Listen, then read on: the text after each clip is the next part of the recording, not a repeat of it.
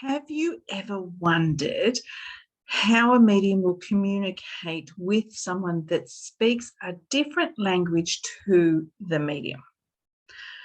From my experience, generally speaking, except for a couple of little bits, it makes absolutely no difference what language someone spoke when they were here, and if it has to be the same language as the medium. No difference at all, because spirit communicates in vibrations.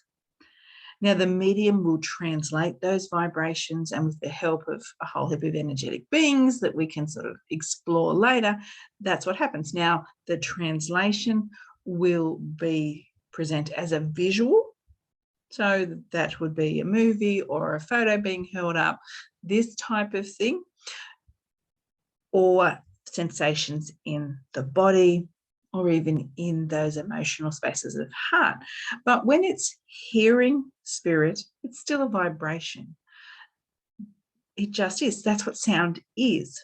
So we're hearing it internally. Sometimes we're hearing it externally, but definitely internally hearing spirit is that vibration that comes through, and it translates based on the medium.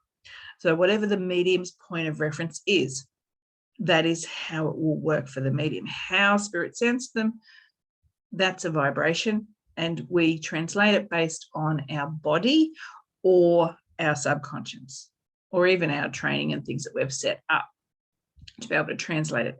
The only time that it will be a challenge for me, someone speaking another language, is names, because if I've never heard that name before, I might get what the start sounds like, therefore I might know it starts with what I would say is a V sound, and it might end in a particular way, but the middle, if I've never heard the name before, may be a challenge for me.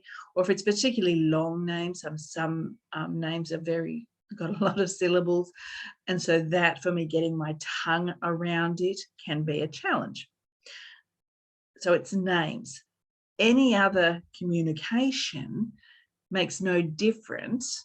So whether they're telling a story, bringing up a memory, talking about themselves, that makes no difference, because they're sending it to me in energetic language, not the language that they knew when they were here. For example, if they knew German and I don't, that makes no difference at all, because they're sending it through as an energetic language, remembering that they no longer have access to their normal way of communicating, voice, because they don't have a body. So they've got to work with energetic language. So they've got to work with vibrations to communicate, because that's the existence that they have now.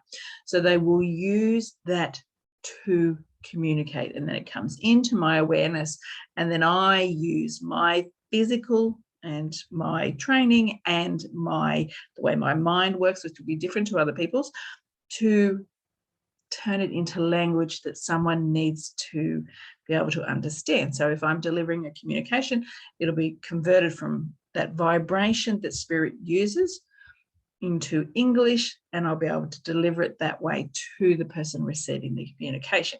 So if we ever worry about that my loved one in spirit spoke a different language, and so therefore I need to find a medium that understands that language to be able to translate it.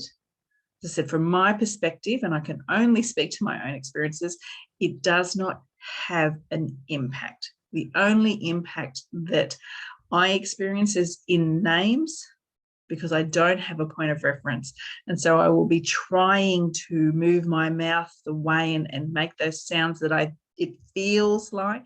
And sometimes it might be accurate. Sometimes it'll just be the sound of what it is.